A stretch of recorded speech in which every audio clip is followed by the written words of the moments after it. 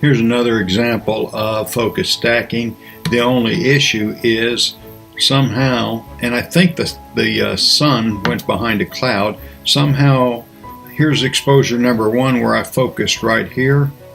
Here's exposure number 2. You can see that the sun went behind a cloud. I lose the shadows of the trees, and then the sun came back out and I got the shadows. Now I don't know how this is going to work. What I'm going to try is to match that dark exposure with this exposure, which it's going to be tough.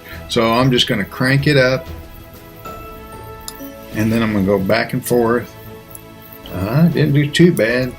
Exposure looks pretty good, but you can see the shadow one has a blue cast, so I'm going to add some yellow to warm it up. Okay, now I don't know how this is going to work because there's a lot more contrast. Now, again, I'm going to go to my grid view.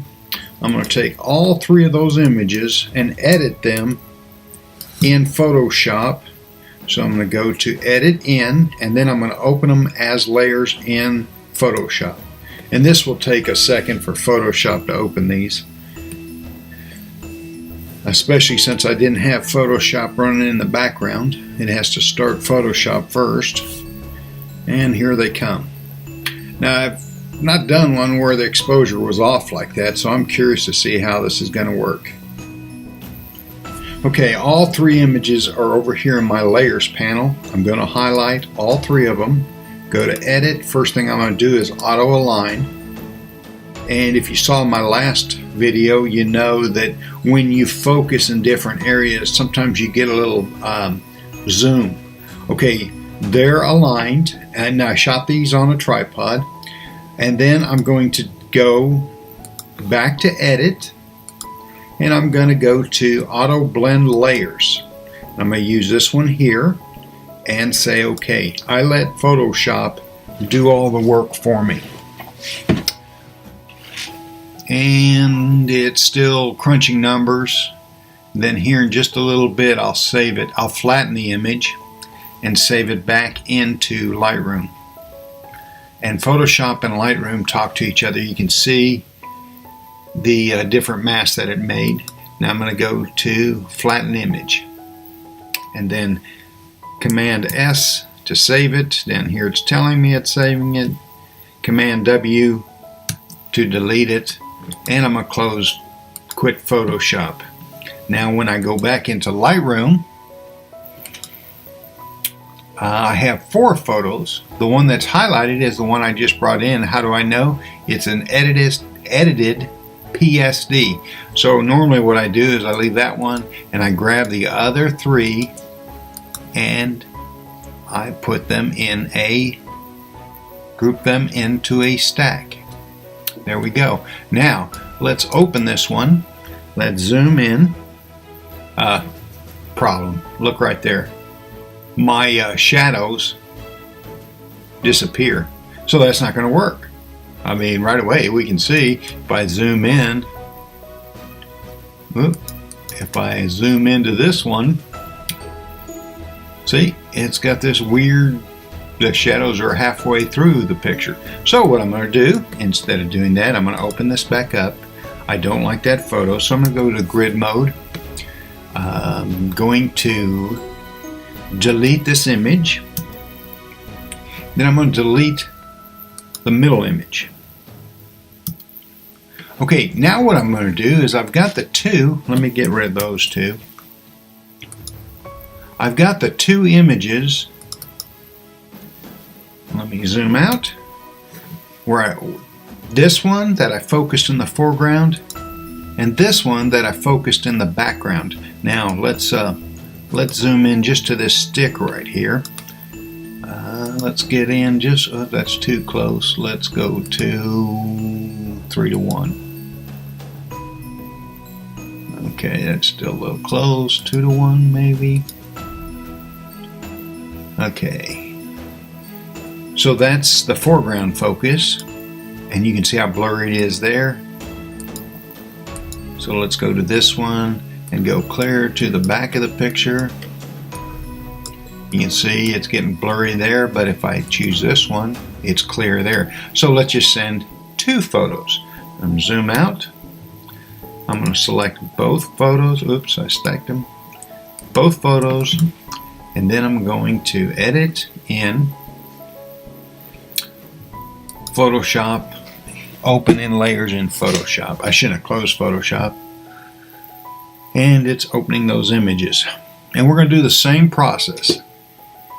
It should be a little quicker because there's only 2 images. And so I'm going to grab those 2.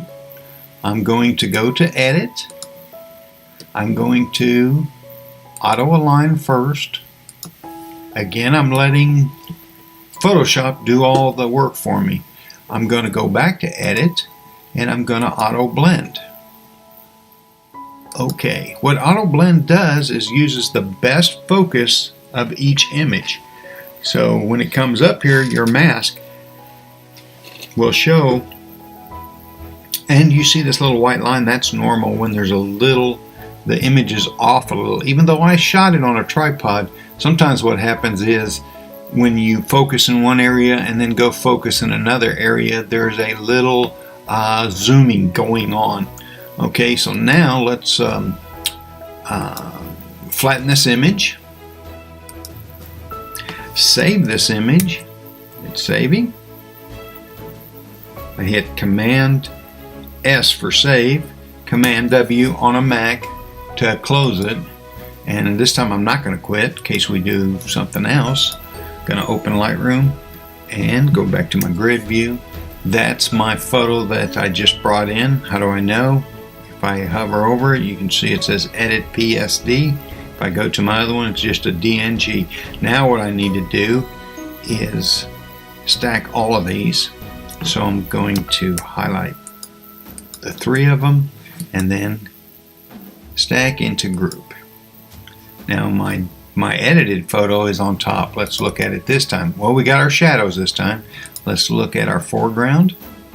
It looks really nice and sharp, and our background looks sharp. So another focus stacking, even though I had a mistake. Well, it wasn't really a mistake, is the sun went behind a cloud about the 3rd exposure. So let me develop this real quick. I'm going to use my preset again, Mike's Developer. And what Mike's Developer is things that I do all the time. I'm going to turn up the exposure a little bit, brighten it, go to auto and white balance. Okay, that's a little too yellow. And again, it's not what I'd call a wall hanger, but I am getting to practice what I'm learning. Okay, so really that's about it. I'm going to play with the dehaze. Usually when I do dehaze, I have to brighten it up a little more. There we go. Maybe open up the shadows a little more. Let's see a before and after, before, after. Okay, now I'm going to use my vignette, and here's something new to Photoshop, the last couple versions. And I said vignette, what I meant is the graduate tool. I'm going to double click the word effect and just pull it down. Okay, now I'm not going to make it such a wide graduate. I'm going to pull it back up. I want to darken that sky, so I'm going to use my highlights, bring it down. There we go. I like how blue it is already. I'm going to take my shadow slider the other way to open up the shadows a little bit. Now I'm going to use color masking, range masking. I'm going to use color. And I'm going to use the eyedropper here, and I'm going to just try to find some blue area. I'm just going to draw a box right there. Okay, I'm going to turn on my mask. And what I can do to see which one it's selected. No, it really didn't make a good separation. So let me go back and try luminance. Okay, I'm going to show the mask this time. You can see the mask covers everything. What I'm going to do this time is pick out a light area. and it has picked it, and I want it to lean towards the highlights. So wherever there's pink is where it's going to, and it's almost completely out of the trees. Now let's turn off our mask, put our eyedropper back, and just for extreme purposes, see how it kind of separated it? Of course, that's way too much, but just to see it. Now I can add a little more blue if I wanted to. Maybe